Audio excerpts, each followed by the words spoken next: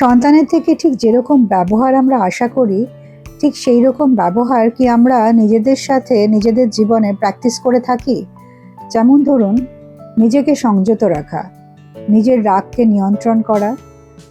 যখন কোনো কলহের মুহূর্ত হয়, তখন নিজেকে একদম হারিয়ে না ফেলে, অশ্রাব্য ভাষায় কথা না বলে, নিজের যে মূল বক্তব্য সেটা পরিষ্কার ভাষায় অন্যকে জানানো, বা ঘন্টার পর ঘন্টা ফোন না নিয়ে বসে থাকা। এগুলো কিন্তু সত্যি আমাদের পক্ষে সম্ভব হয়ে ওঠে না মাঝে মাঝে। কারণ এই কথাগুলো শুনলেই হয়তো মনে হতে পারে যে আর কত স্যাক্রিফাইস করব। সন্তানকে সফলতা দেওয়ার জন্য তো আমরা সবসময় স্যাক্রিফাইস করেই থাকছি। সন্তান যখন সফলতা অর্জন করে, তার ক্রেডিটের কিছুটা যখন আমরা নিই, তখন সে যখন আমাদের এক্সপেকটেশনস ফুলফিল করে না, তার ফেলিয়ারের কিছুটাও কিন্তু আমাদেরই নিতে হয়। এর পেছনে কিন্তু একটা সায়েন্স আছে। সায়েন্সটা হচ্ছে মিরর নিউরনস এবং সোশ্যাল লার্নিং থিওরি।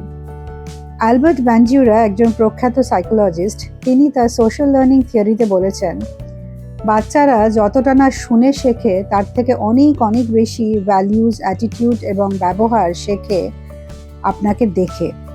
ঠিক আপনি কি করছেন সেটাই কিন্তু তারা নকল করে।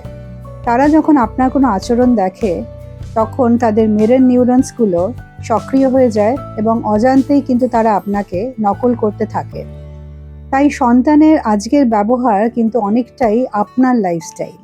আপনি কিভাবে আপনার জীবনটা কাটাচ্ছেন, আপনার যে মুহূর্তগুলো হয়তো কন্ট্রোলের বাইরে, সেই মুহূর্তগুলো আপনি কিভাবে নিয়ন্ত্রণ করছেন, কিভাবে আপনি আপনার মুখের ভাষার পরিবর্তন করছেন, সন্তান কিন্তু সব দেখছে।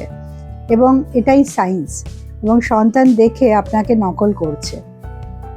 অবশ্যই বাইরের জগতে সে যখন পা রাখছে, সেখান থেকে অনেক কিছু শিখছে, কিন্তু আপনি যদি আত্মসংযমী হন, আপনার লাইফস্টাইল যদি ঠিক থাকে, তাহলে দেখবেন সেই সব সন্তানরা কিন্তু খুব সহজে বাইরের ব্যবহারগুলোর থেকে নিজেকে মডিফাই করে নিজেকে ঠিক রাখতে পারে।